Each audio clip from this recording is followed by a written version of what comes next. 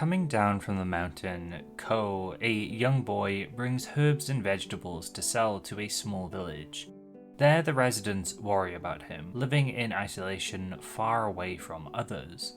But they don't fully grasp his circumstance as he doesn't quite live alone. He is watched over by Chiyo, a masked and peculiar woman who has been at his side since a very young age. This is the introduction we receive to one of the most recent Shonen Jump manga, Kaedegami, by Jun Harukawa, a work I found myself enjoying immensely just based on a handful of chapters. I quickly came to notice it's going for a very certain type of dynamic between its two main characters that's present in a few other Shonen Jump manga at the moment too. So I thought, hey, why not make a silly little video going over these manga and their maternal character dynamics, since it's not something I see people talk about all that much. I also think the three manga I'll primarily be yapping about today are a lot of fun, and even though they're all well loved, they deserve even more eyes on them. There will of course be spoilers for some of these series, nothing too major I think, just the exploration of some characters or dynamics. I would fully recommend after you watch this video to check all of them out as well. Going back to Kaedegami, in just one chapter it sets up this fantastic dynamic between its two cast members. Ko, as we've established, is this lonely boy who lives in the mountain woods. He has ever since his father abandoned him. Throughout this first chapter, we see him longingly glance at other families, people who have loved ones undergoing these intimate familial moments. While it's not like Ko is entirely alone, as this chapter progresses, we learn that Chiyo hasn't provided Ko with many moments like this, and it might not be because she doesn't want to, or doesn't want to be this maternal figure to Ko, but it's because she physically can't. For one, she's not human, she's a Shengwai, which are mysterious supernatural beings that are usually aggressive to humans, or so the tales tell. The other major reason is that most of Chiyo isn't there. She's been cursed, her body is lost, and now she's doomed to live a life full of misery. Her body is also largely incorporeal. She has no hands to hold, no internal organs to process food, and her face is hollow. There is nothing there. The core concept of the series then becomes finding these pieces of Chiyo, Dororo style, which I think is an excellent idea to bring back for the modern age. It's so simple, and in this case it feeds into the characters' relationships and the story's theme of family. The best part of all of this though is the level of nuance it's approached with within one chapter. It's not like Chiyo hasn't been trying with Ko. We see her teach him how to fend for himself, how to fish, even though she cannot eat. We see them attempt to hold hands through Ko grasping at her clothing, which is as cute as it is sad.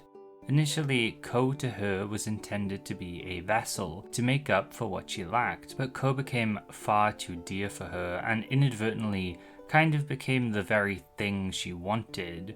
Just through them establishing this familial bond, he ended up easing her boredom and suffering. Clearly he's grateful for Chiyo's company and guidance. He ends up calling her family at one point and defends her, but a lot of focus is put on his wishes for more, and specifically there's a point at which he says to himself, "No, she's given me so much already, I'm being greedy, acting like a little kid." What he feels here isn't wrong, and I think it's probably very relatable for a lot of people. Wanting more from those you love, some kind of comfort to help your heart settle. Why he can't have this is supernatural in origin. It comes from this bizarre circumstance of what Chiyo is and how she was cursed, but if the two of them work together, maybe they can reclaim Chiyo's lost parts, and just maybe the two can make up for all the lost time they've had and do things most normal families do. The first chapter gives us a glimpse of what to expect from this series and its highlights, which I think are going to be seeing these characters experience normal activities some people might take for granted, eating together, holding hands, or even seeing your mother or child for the first time. Kaedegami nails this. I know I'm a crybaby, but the way the first chapter pulls off this idea of showing the two finally seeing each other's faces for the first time is breathtaking. The double page spread it's depicted in made me cry so much. Chiyo's smile here is so precious, and the following dialogue as the two embrace afterwards just melts my heart. So much have I lost, so many times have my dreams crumbled before me. Reclaiming it all will be extremely difficult, but once again, I have hope that I may yet succeed, because now I have you. Reading those lines over and over, I just know this is something special. At least to me, I wasn't expecting such a fleshed out dynamic from the very beginning of this series, or this maternal mother and son vibe. I legitimately thought this was going to be more of the same exorcism stuff we usually get from Weekly Shonen Jump. And perhaps it could devolve into that, but so far I have faith, and the core idea here of finding Chiyo's missing pieces seems to be crucial to the series, and it promises so many heartwarming scenes like this one we see in chapter 1. I think exploring the idea of the relationship they have already could also be quite interesting, like asking the question, what is intimacy? Does this always have to be a physical thing? Could it be different for different people? As they've already spent a substantial part of their lives together doing things just in an atypical way that most people wouldn't. There's still a bond and connection there that's important that they've developed. The two of them looking back on that and realizing that they've already had this familial bond could also be a source of really nice emotional moments. But with them experiencing new things, it could show how euphoric and special simple moments are, like holding each other's hands or eating together, the things I brought up earlier. I'm frankly so excited to see where this series goes, and I do see you negative Nancy's typing away in the comments that this could be cancelled at any time. I'm fully aware of how Shonen Jump works, but for this one instance, let me have my silly mommy video for once where I get to be overly attached to the brand new thing. For real though, I especially think people should check this one out because the first few chapters have been amazing. Another one of Shonen Jump's newest manga that's approaching its first year anniversary actually is Ichi the Witch. Created by the insane combo of Shiro Usazaki and the author of Welcome to Demon School Iruma Osamu Nishi, Ichi was a slam dunk straight out of the gate. It's set in a fantasy world where witches battle and capture magics that threaten people's day-to-day lives, but one day the order of things is disrupted when a boy manages to capture a sinister magic, and yet it's said that only women can become witches. Similarly to Kaedegami, our protagonist is also a small boy who lives in the woodland, though decidedly Ichi is much more of a loner, having nobody like Chiyo to guide him. And because of this, Ichi has no concept of family.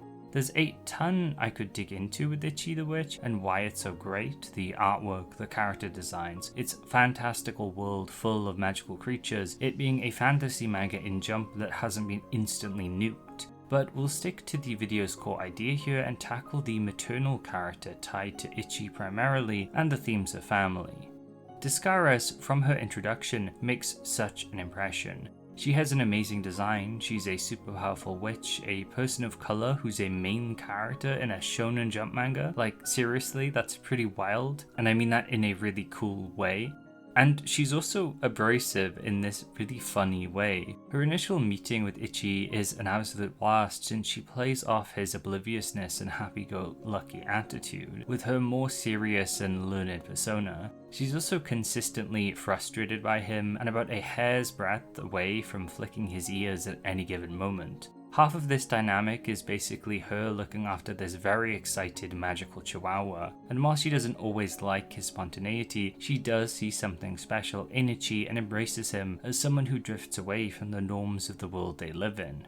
Throughout the course of the series, we see their relationship develop over time as they hunt magics together, but it's after the first encounter with the world hater magic that I think we start to see more of what Ichi the Witch is attempting to explore, which is family.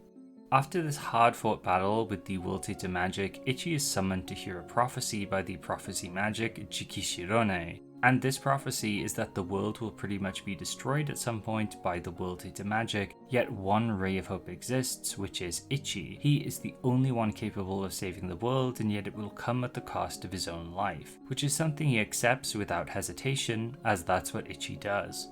I think Descaris' face here says so much about her current relationship to Ichi and how she feels about this information in general. Before we dig into this a bit more, I do want to establish Ichi a little bit more though.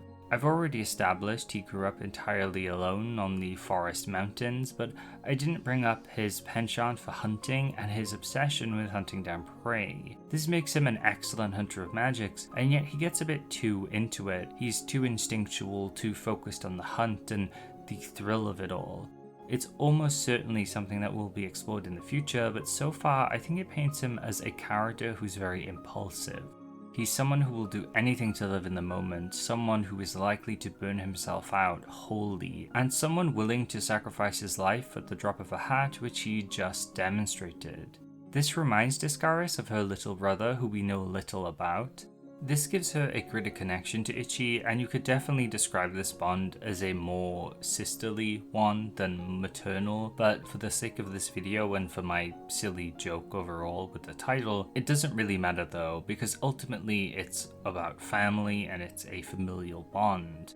This is all conveyed to us in a bar scene, by the way, where Discaris is boozing it up, drinking wine, which is again not something I expect from my Shonen Jump battle manga, but I am super on board with. Sad wine mom Discaris worrying about the self-destructive little magical boy she's parenting is kind of just a big mood. This then leads into another talk between Ichi and Discaris, where Ichi kind of reiterates what I've just mentioned. All he can do is live day by day, hunting to survive. It's the only way he knows how to live and struggles to think of his larger future or the bigger picture. We then get a pretty beautiful moment where Discaris interrupts to ask Ichi to become a part of her family. She's the one who dragged him away from his prior life and led him to become a witch, so she wants to take full responsibility. She then makes him sign what is basically a slave contract, which is played off for jokes, very in line with Discaris and how sneaky she can be. But this contract is a bit more complicated as it also binds their lives. If Ichi dies, so does she. If she throws him into danger, she's gone too, and most importantly, if that prophecy comes true, she ends up going with him. But the aim here is to find a way for Ichi to not die, so the both of them can live happily and be a family together. I really love Discaris. She's so funny and guarded behind this self-important sadistic personality, but deep down she's a really caring individual. Her little speech at the end of that chapter where she conveys that she doesn't want to be some crappy adult who dumps the world's problems on a kid's shoulders to effectively sacrifice Ichi while others do nothing is really sweet too.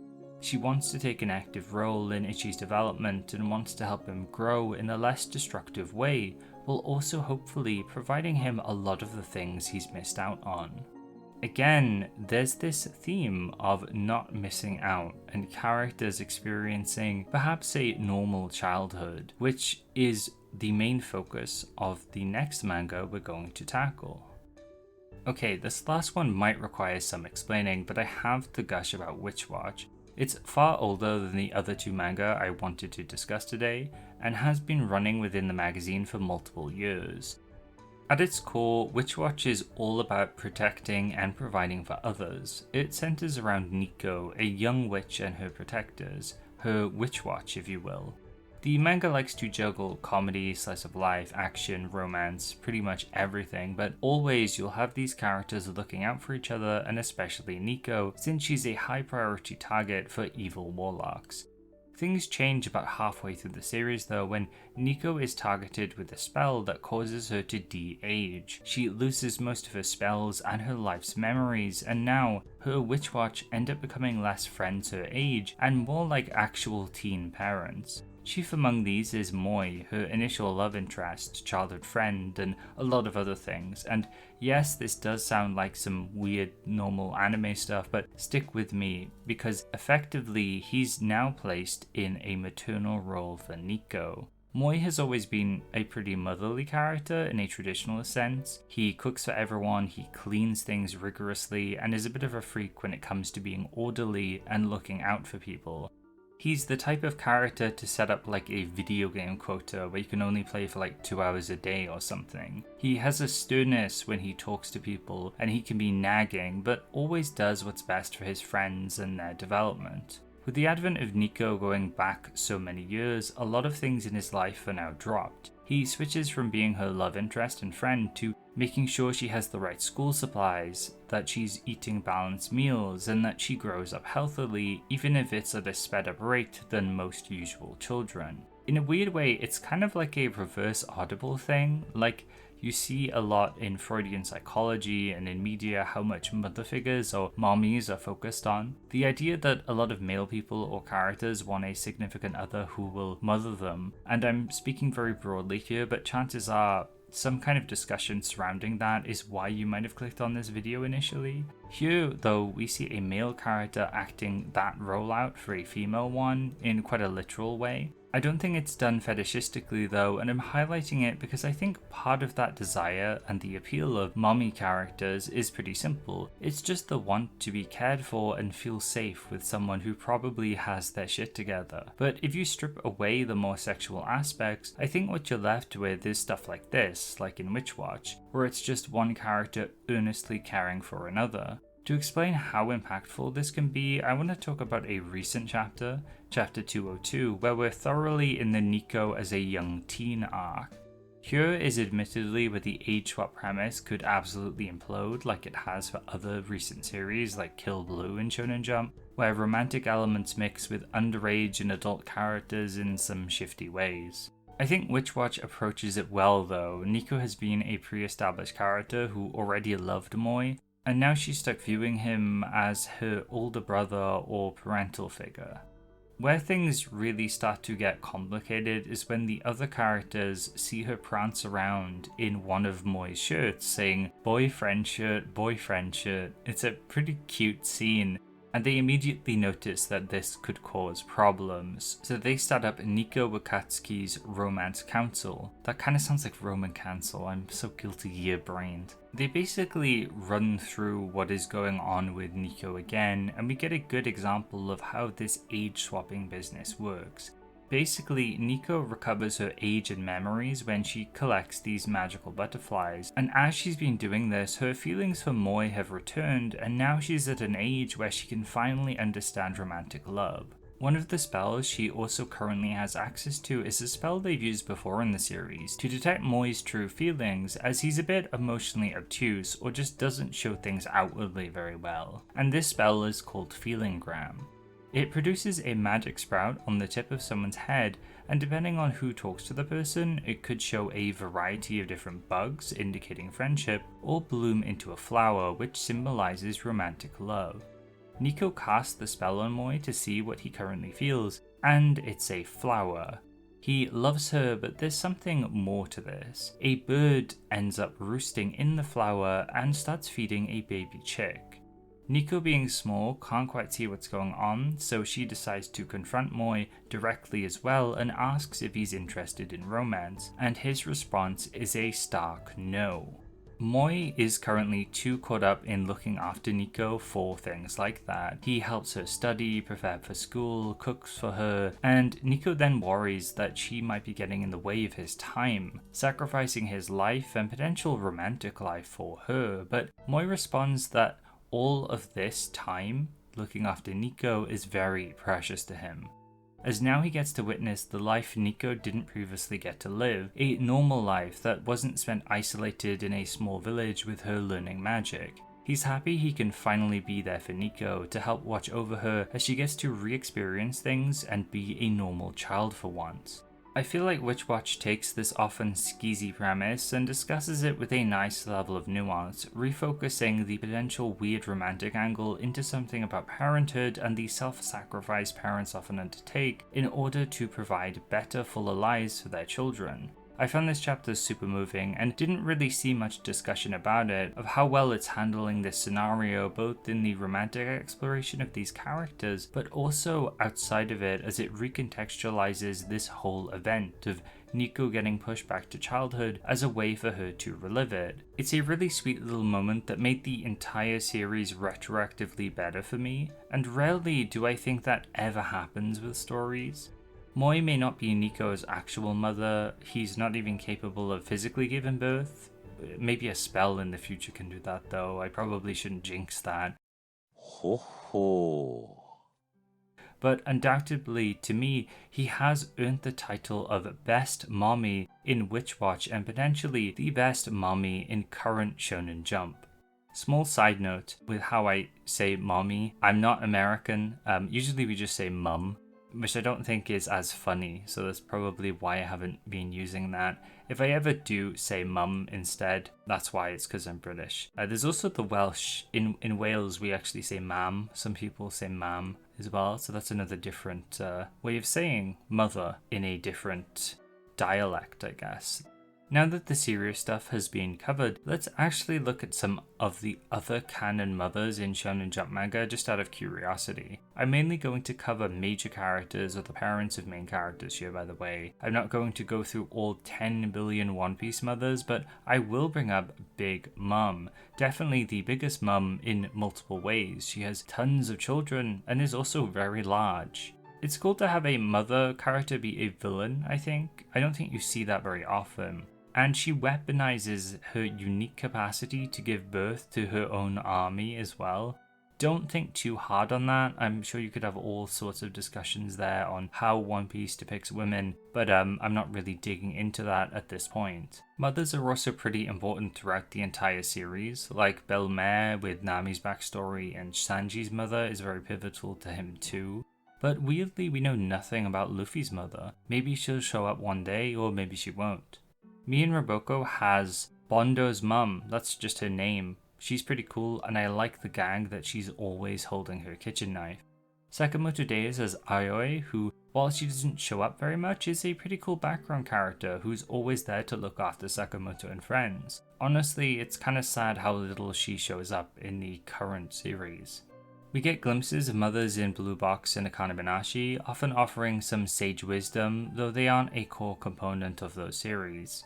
Kill Blue has Eri Wanabuchi, Jizo's ex-wife, and they have a kid together, so she's definitely a mother.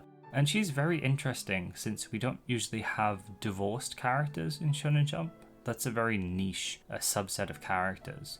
Nue's Exorcist is undergoing an arc where a lot of people are parents to a baby, and if you want to make Mommy Guna jokes, this is the series you should be reading. If that's what you expected from this video, go read Nue's Exorcist instead. I don't recommend it though. For Kagurabachi, there isn't actually much motherhood focused on. We don't know anything about Chihiro's mother, and instead, it has a very big focus on fatherhood as one of its main themes, so it's kind of the opposite of this whole video. If you do want a mother-like figure, I guess you could pick Chiba as being Chihiro's surrogate mom. As for the other series, I can't think of much. Characters definitely show up and there might be mothers there, but I think I mentioned most of the main mother type characters within Jump. Maybe I'm forgetting things, maybe some of the new series will show off some mother characters.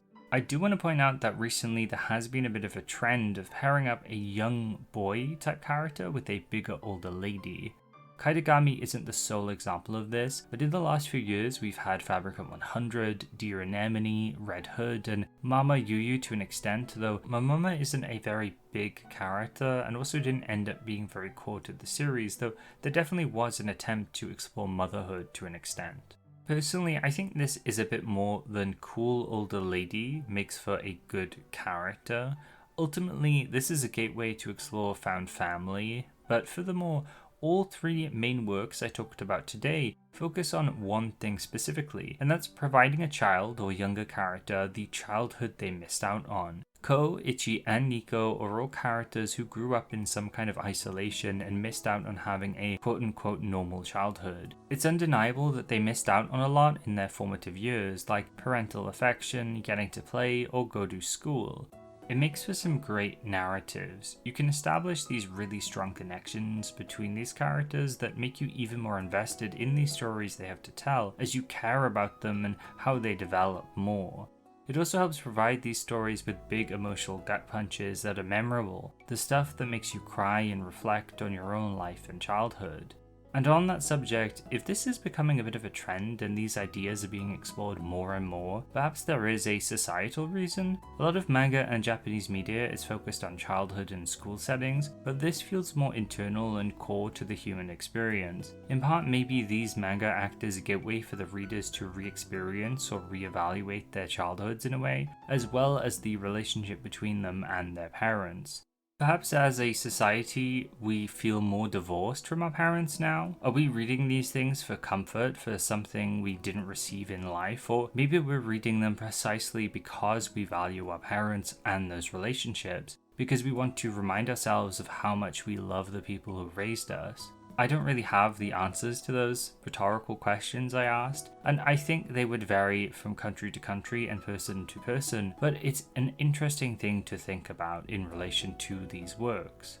Initially, I thought this would just be a funny little title for a video, but to my surprise, there's some genuinely interesting stuff being tackled in Jump right now that I felt like discussing. I clearly don't have the answers to anything grand here. In part, that might be why I'm so invested in these fictional relationships, to see how they play out and to see what kind of ideas they do tackle. Perhaps reading works like these might help foster more of an appreciation for my own family within me, or at least provide me with the courage to verbalize how I actually feel, because I've always struggled in verbalizing my thoughts and feelings to my close family members. That's probably a pretty loaded subject to tackle onto the video, but that is something I thought about while making this. Maybe this is a good time to remind anyone watching to call your parents, tell them you love them, or some variation of that. It doesn't have to be as emotionally charged.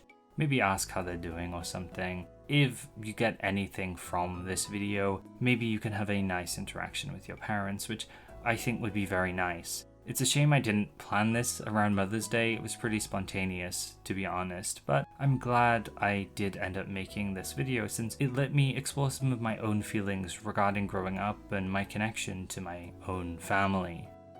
So this is a bit of an odd video that I came up with out of nowhere, to be honest, but I genuinely had fun expressing my thoughts on these series. They're from some of my favorite within Weekly Shonen Jump at the moment, and I highly recommend reading them all. If you enjoyed this, please share it around, like the video, and subscribe. Who knows what I'll make next, though you can usually find me talking about cancelled manga within Shonen Jump or Shonen Jump's history. If this is something that struck a chord with you, by the way, please consider supporting me on Patreon. It'll help show my own mother that I can somewhat make a living by myself, and you'll also get some cool bonus stuff like my first impressions video for some of the newer Shonen Jump manga, like Kaedegami. There's also some podcasts where I yap about media I've enjoyed each month, and at the $3 tier, you'll get a unique little doodle drawn by me to represent you in the Patreon credits, like all of these cool cats.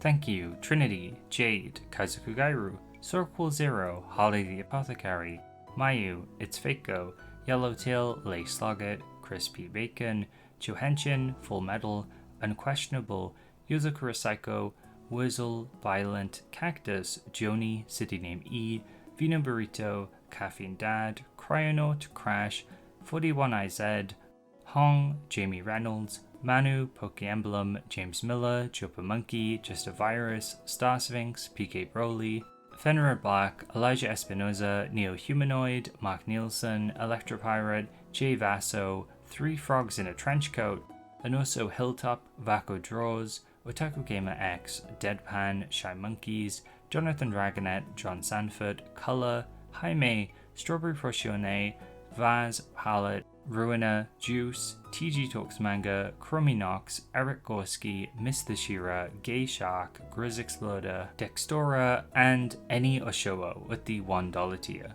Thank you all for being patrons, and as always, thank you so much for watching. Remember to be kind and take care.